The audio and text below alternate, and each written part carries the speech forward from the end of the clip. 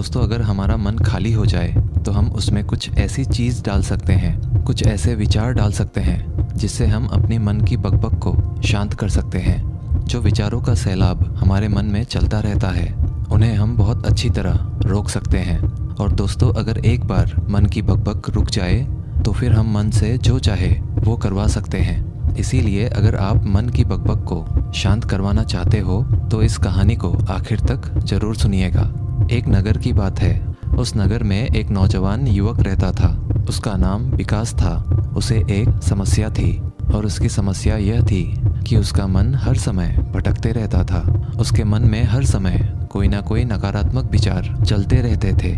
उसके मन की बकबक कभी शांत नहीं होती थी। वो जब भी कुछ सोच कर करता तो कुछ अलग ही कर देता। कभी वो अपने अतीत के बारे में सोचकर पछताता था कि काश मैंने उस काम को, उस समय को कुछ ऐसा कर दिया होता, उस काम को वैसा कर दिया होता। या फिर वो अपने भविष्य के बारे में सोचता रहता और डरता रहता कि कहीं भविष्य में ऐसा हो गया तो क्या होगा, कहीं मैं असफल हो गया तो क्या होगा, अगर मुझसे कोई गलती हो गई तो लोग मेरा मजाक उड़ाना शुरू कर देंगे। और ऐसे ही कई सारे नकारात्मक और असफलता से भरे विचार उसके मन में आते रहते थे। विकास हमेशा ही अपने विचारों में खोया रहता। वह अपने विचारों से मुक्ति पाना चाहता था। विकास चाहता था कि उसके मन में कोई भी फालतू विचार कभी भी ना आए, लेकिन हर समय विचारों का सैलाब उसके मन में उठता ही रहता। इसीलिए जीवन में वो बहुत परेशान हो गया था। फिर एक दिन उसे किसी ने बताया कि यहाँ पास के ही जंगल में एक बौद्ध भिक्षु रहते हैं। उसके पास जाओ, वो तुम्हारी मानसिक समस्या का समाधान अवश्य कर देंगे। ये सुनकर विकास तुरंत ही बौद्ध भिक्षु के पास चला जाता है और अपनी सारी समस्या उन्हें बताता है। बौद्ध भिक्षु भी विकास की बातों को बड़े ही ध्यान से सुन लेते हैं और उससे कहते हैं कि तुम मुझसे क्या जानना चाहते हो। ये सुनकर विकास कहता है, हे गुरुदेव, मैं अपने मन को शांत व खाली करना चाहता हूँ। मैं आपसे ये जानना चाहता हूँ कि मन को खाली व शांत कैसे करते हैं। मेरा मन हर वक्त विचारों से भरा रहता है। मेरा ध्यान एक जगह लग ही नहीं पाता है, जिसके कारण मेरे हर काम में समस्या आ जाती है। मैं एक चीज़ करता हूँ तो नकारात्मक विचारों के कारण दूसरी चीज़ पर पहुँच जाता हूँ। मेरा मन एक जगह ठहरता ही नहीं है और यूं ही हर दिन मेरे मन में हजारों विचार चलते रहते हैं। और ये कब होता है, क्यों होता है, मुझे कुछ पता नहीं चलता। बहुत देर बाद मुझे एहसास होता है कि मैं क्या करने बैठा था और मैं क्या कर रहा हूँ। गुरुदेव, मैं अपने मन को विचारों से खाली कर देना चाहता हूँ। मैं चाहता हूँ कि मेरे मन में एक भी विचार ना आए। जब मैं चाहूँ तभी मेरे मन में विचार आए। फिर बौद्ध भिक्षु ने कहा, किसी समस्या का समाधान तभी निकाला जाता है जब हम उस समस्या की जड़ तक पहुँच जाते हैं, समस्या को ठीक से समझते हैं और जानते हैं। आगे बौद्ध भिक्षु कहते हैं, जिस मन को तुम खाली करना चाहते हो, क्या तुमने उस मन को कभी भी थोड़ा बहुत भी समझा है, जाना है? ये सुनकर विकास ने कहा कि महाराज, मैंने अपने मन को जानने की बहुत कोशिश की है, लेकिन मैं जितना इसके बारे में जानता हूँ, मेरा मन उतना ही रहस्यमय हो जाता है। फिर बौद्ध भिक्षु ने उस युवक को एक घड़ा देते हुए कहा कि जाओ, इस घड़े में छोटे छोटे पत्थर भरकर लेकर आओ। फिर वो युवक वहाँ से गया और छोटे छोटे पत्थर भरकर लेकर आया और उस घड़े को बौद्ध भिक्षु के पास रख दिया। फिर बौद्ध भिक्षु ने उस युवक से कहा कि इस घड़े को तुम अपना मन समझो और इस घड़े में भरे पत्थरों को अपने विचार समझो। अब इस घड़े में और पत्थर डालो। उस युवक ने घड़े में और पत्थर डालना शुरू किया।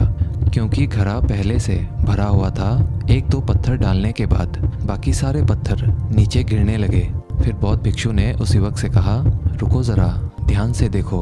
अब घड़े में पत्थर नहीं आ रहे हैं, बल्कि पत्थर नीचे गिर रहे हैं। क्योंकि ये एक घड़ा है, जो इसमें आ सकता था वो आ गया। अब इसमें और पत्थर नहीं आएंगे। अगर दूसरे पत्थर डालने हैं तो पहले वाले पत्थरों को निकालना होगा। ये सुनकर उस युवक ने कहा, गुरुदेव, मैं आपकी बात समझ गया हूँ कि आप मुझे क्या बताना चाहते हैं। हमें अपने मन को विचारों से ही खाली कर देना चाहिए।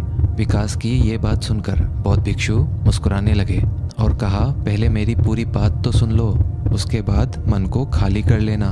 फिर बौद्ध भिक्षु ने उस युवक को कहा कि हमारा मन एक घड़े के बिल्कुल उल्टा है, क्योंकि घड़े को तुम पत्थरों से भर सकते हो, लेकिन मन को विचारों से नहीं भर पाओगे, क्योंकि मन तो हमेशा खाली रहता है।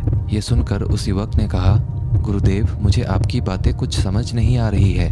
मन अगर खाली रहता है तो फिर हम उसे खाली करना क्यों चाहते हैं? फिर मन को खाली करने की क्या ही आवश्यकता है?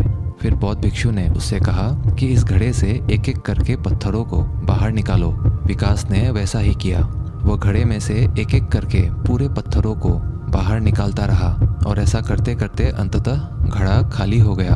फिर बौद्ध भिक्षु ने उस युवक से कहा, देखा तुमने, जब एक एक करके तुमने पत्थरों को बाहर निकाला तो ये घड़ा खाली हो गया। अब तुम इस घड़े में कोई भी पत्थर डाल सकते हो, दूसरे पत्थर डाल सकते हो या फिर उन्हीं पत्थरों को दोबारा डाल सकते हो। आधा भर सकते हो या फिर पूरा भी भर सकते हो। फिर वह युवक कहता है, गुरुदेव, मैं भी तो यही कह रहा हूँ कि मुझे अपने मन को खाली करना है।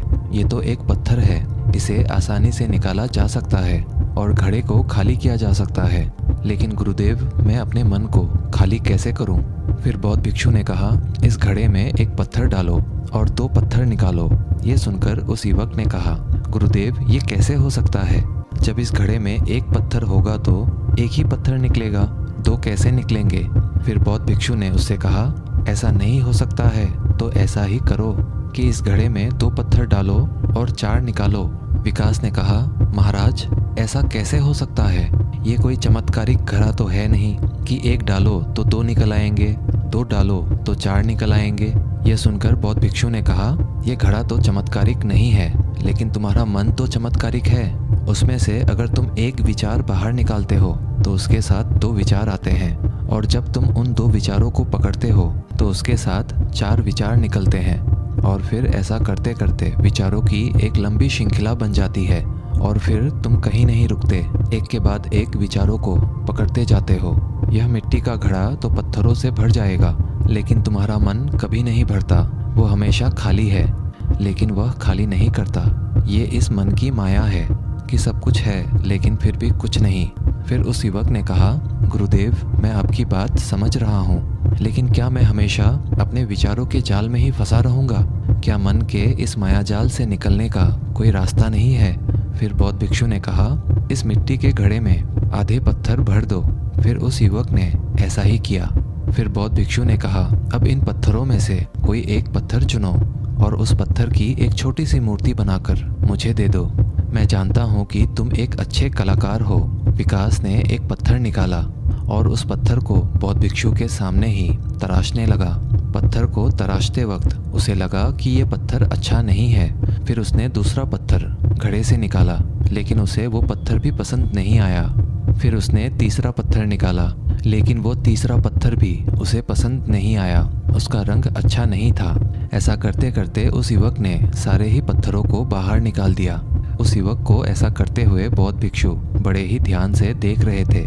फिर बौद्ध भिक्षु ने उससे कहा कि जो तुमने सबसे पहले पत्थर निकाला था, उस पत्थर को ये समझकर तराशो कि इसके बाद तुम्हारे पास कोई और पत्थर नहीं है और ये एक ही पत्थर तुम्हारे पास है। फिर उस युवक ने जैसा गुरुदेव ने कहा उसी एक पत्थर को लेकर तराशना शुरू किया और उसने उस पत्थर से एक बहुत ही सुंदर मूर्ति बनाई और बौद्ध भिक्षु को भेंट की।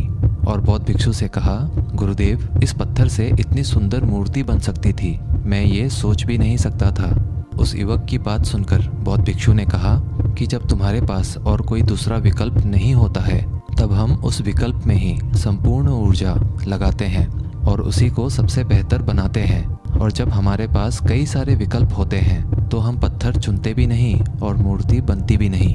हमारा मन भी एक विचार के पीछे हजारों विकल्प खोल के रख देता है और एक मुख्य विचार को छोड़कर उन हजारों फालतू के विचारों में उलझकर हम रह जाते हैं। फिर उस युवक ने कहा, गुरुदेव, मैं आपकी बातों को बहुत अच्छे से समझ गया हूँ, लेकिन अब मुझे क्या करना चाहिए? कृपया आप मेरा मार्गदर्शन करें। बौद्ध भिक्षु ने उस युवक से कहा कि मन को खाली करना, साफ करना 1-2 दिन का काम नहीं है, ये बहुत लंबी प्रक्रिया है। तो क्या तुम इसके लिए तैयार हो? वह युवक कहता है, जी गुरुदेव, तैयार हूँ, चाहे कितनी भी लंबी प्रक्रिया क्यों ना हो। फिर बौद्ध भिक्षु ने उस युवक से कहा कि मन को खाली व नकारात्मक विचारों से दूर रखने के 6 तरीके हैं। आओ उन्हें एक एक करके समझते हैं।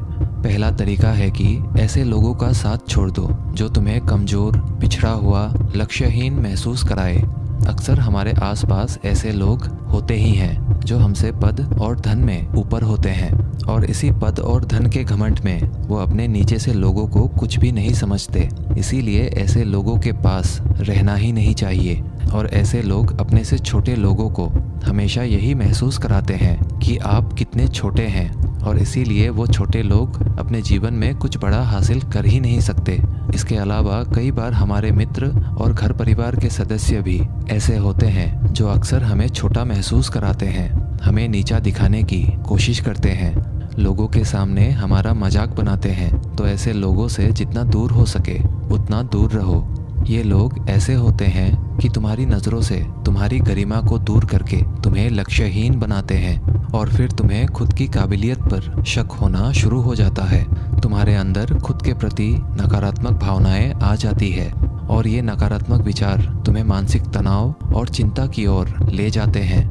फिर बौद्ध भिक्षु दूसरा तरीका बताते हुए कहते हैं कि तुम बहुत ही कम और चुनिंदा लोगों को ही अपना मित्र बनाओ। ऐसे लोगों को ही अपना मित्र बनाओ जिससे तुम कुछ सीख सकते हो, जिनकी तुम इज्जत कर सकते हो, जो तुम्हारी भावनाओं को समझ सके, जिनकी सोच तुमसे मेल खाती हो, जो जीवन में तुम्हें आगे बढ़ने में सहायता करे। हमारे जीवन और चरित्र में हमारे माँ बाप के बाद हमारे मित्रों का ही सबसे ज़्यादा योगदान होता है। इसीलिए मित्रों का सही होना भी बहुत आवश्यक है। ऐसा कहा भी जाता है, तुम उन 5 लोगों का प्रतिबिंब हो जिनके साथ तुम सबसे ज़्यादा वक्त बिताते हो। अगर तुम्हारे आसपास के 5 लोग जिनके साथ तुम सबसे ज़्यादा वक्त बिताते हो वे ईमानदार हैं, तो तुम भी धीरे धीरे ईमानदार होना शुरू कर दोगे। और अगर वो 5 लोग अमीर हैं तो तुम भी धीरे धीरे अमीर बनना शुरू कर दोगे। कहने का अर्थात यही है कि तुम वैसा ही बन जाते हो जिस तरह के लोगों के साथ तुम अपना समय व्यतीत करते हो। किसी महान दार्शनिक ने कहा था कि तुम मुझे किसी भी इंसान के मित्रों से मिलवा दो, मैं उसके मित्रों को देखकर उस इंसान का भविष्य बता दूंगा। हमारी सबसे बड़ी समस्या ये है कि हम लोगों को ना नहीं बोल पाते हैं, जिन लोगों के साथ हम रहना पसंद भी नहीं करते हैं। ना चाहते हुए भी हमें उन नकारात्मक लोगों के साथ वक्त बिताना पड़ता है। इसीलिए सबसे पहले हमें अपने ज़िंदगी में उन लोगों को ना कहना आना पड़ेगा जिनके साथ रहकर हमें लगता है कि ये हमारी ज़िंदगी खराब कर रहे हैं। अगर ये हमारी ज़िंदगी में ना हो तो शायद हम ज़्यादा खुश रहेंगे। बौद्ध भिक्षु आगे कहते हैं, तीसरा तरीका है कि तुम कभी भी अपना अतीत नहीं बदल सकते, लेकिन तुम अपना भविष्य अवश्य बदल सकते हो। इसीलिए तुम्हें पूरी तरह से वर्तमान में रहते हुए उन चीज़ों पर, उन कामों पर ध्यान दो जो तुम्हारे नियंत्रण में है, जिन्हें तुम आज कर सकते हो, अभी कर सकते हो। बौद्ध भिक्षु कहते हैं, मेरी एक बात हमेशा याद रखना, केवल वर्तमान में रहकर भविष्य को संवारा जा सकता है, अतीत में रहकर नहीं। इसीलिए वर्तमान में जीने की आदत डालो। चौथा तरीका है कि तुम स्वस्थ और पौष्टिक खाना खाओ। हमारा शरीर ऊर्जा से चलता है, और हम जैसा खाना खाएंगे वैसी ही ऊर्जा हमारे शरीर को मिलेगी। अगर हमारा शरीर स्वस्थ नहीं रहेगा तो हमारा मन स्वस्थ कैसे रहेगा? जब शरीर कमज़ोर व बीमार रहता है तो मन में कई सारे नकारात्मक विचार आते हैं, और स्वस्थ शरीर में स्वस्थ दिमाग का वास होता है। इसीलिए शरीर को स्वस्थ व मजबूत रखना हमारी जिम्मेदारी है।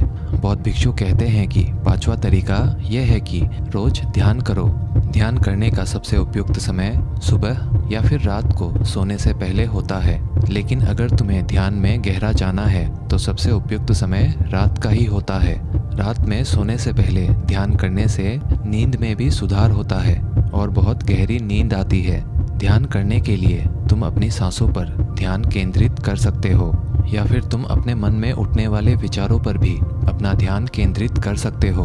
मन में उठने वाले विचारों पर ध्यान केंद्रित करने से ध्यान करने वालों का ज़्यादा फायदा होता है, क्योंकि इसमें आसानी से गहरे ध्यान में उतरा जा सकता है।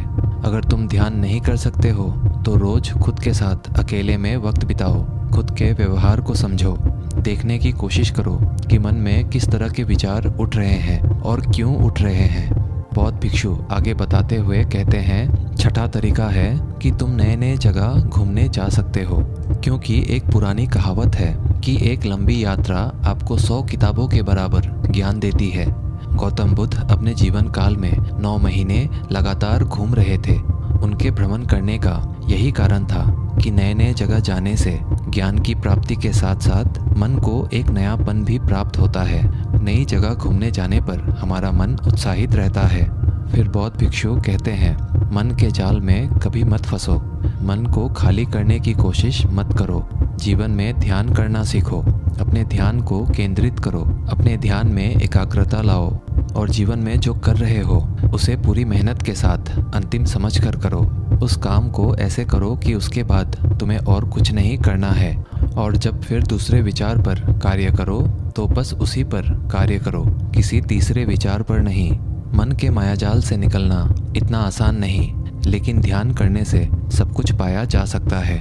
दोस्तों, आशा करते हैं आज के इस कहानी से आपने ज़रूर कुछ ना कुछ मूल्यवान सीखा होगा। कहानी अच्छी लगी हो तो वीडियो को एक लाइक और चैनल को सब्सक्राइब ज़रूर कर दीजिएगा। मिलते हैं अगले वीडियो में, तब तक के लिए धन्यवाद।